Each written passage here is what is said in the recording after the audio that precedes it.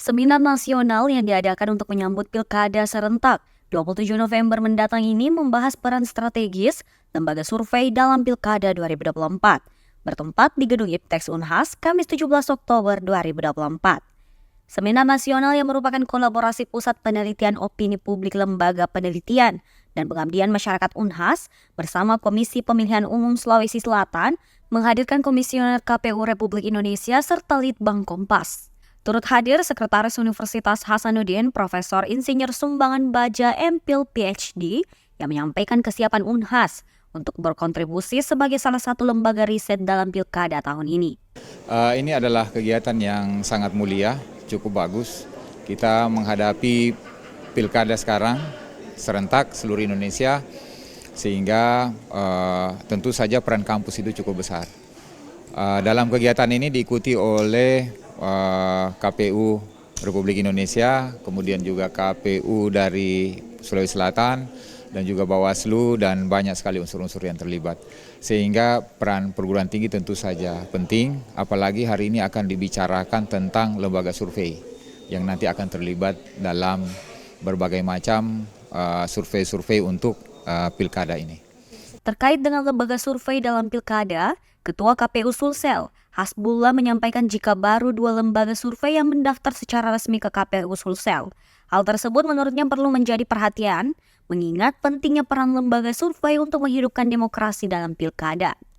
Hal senada ditekankan oleh Komisioner KPU Republik Indonesia, Divisi Teknik Pelaksanaan Pemilu, Idham Holik, yang menjelaskan bahwa lembaga survei dibentuk untuk mengawal demokrasi, meskipun dalam perkembangannya, lembaga survei mulai bertransformasi menjadi lembaga konsultan politik. Karena itu, menurutnya perlu literasi survei yang kuat untuk dapat melihat mana lembaga survei yang independen dan dapat dipercaya. Sementara itu, terkait dengan maraknya lembaga survei tidak independen bahkan tidak terdaftar secara resmi di KPU, Ketua Bawaslu Sulsel, Mardiana Rusli, mengimbau agar lebih pintar dalam memilih lembaga survei yang dijadikan rujukan. Karena hasil survei bisa mempengaruhi pemilih. Ia juga menekankan peran KPU untuk memberikan pemahaman tentang survei. Memang harus ada literasi di pemahaman kita tentang survei. Di KPU harus memberikan informasi kepada masyarakat soal apa saja aturan dan regulasi yang mengatur tentang survei. Karena kita mengkhawatirkan ini banyak survei yang di luar yang terakreditasi itu mempengaruhi pemilih, mempengaruhi pikiran pemilih. Sementara akurasi data itu tidak bisa dipertanggungjawabkan. Karena itu tadi bahwa secara legitimasi dia tidak terdaftar dalam KPU. Yang kedua adalah soal siapa yang bisa menjamin kualitas data dari survei itu sendiri, karena survei ini kan gini, ada yang namanya survei benar-benar untuk kepentingan politik para kandidat, ada pun survei yang secara voluntary, kalau dia memang ingin mempublikasikan maka perlu terdaftar di KPU.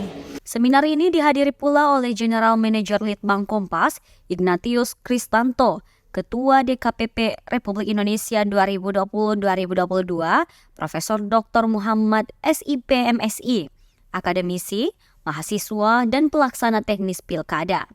Diharapkan terjalin kolaborasi yang kuat dalam mengawal berlangsungnya Pilkada serentak mendatang.